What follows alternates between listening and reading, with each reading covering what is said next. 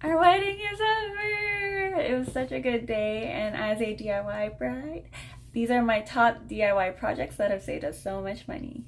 So, I wanted to keep all of my wedding decor simple, minimal, and boho. For our head table, I wanted an LED sign of our hashtag, but I ended up with just sky and it was fine.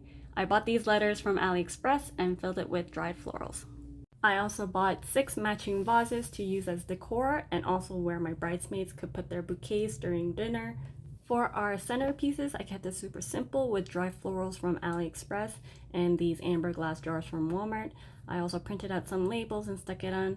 They really added a nice boho and whimsical touch to the tables.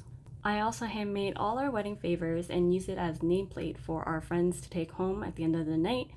I really had fun making various designs. Here's just a few. For the rest of the table, I added candles from IKEA and this garland from IKEA as well. Table numbers were just a printout trifold. And lastly, we placed some fairy lights in the middle of the table.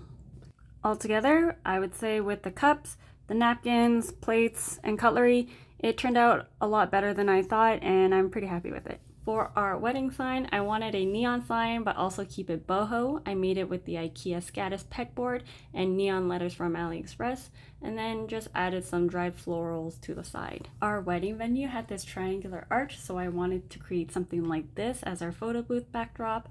I crocheted the raffia lampshades and kept it real simple with the pampas grass decor. And lastly, for our seating chart, I printed out everyone's names and wrote their table numbers on the back, asked them to take a Polaroid and stick it back on. I then came home, placed it all neatly to create this beautiful wedding memorabilia art that I will keep and treasure for the rest of my life.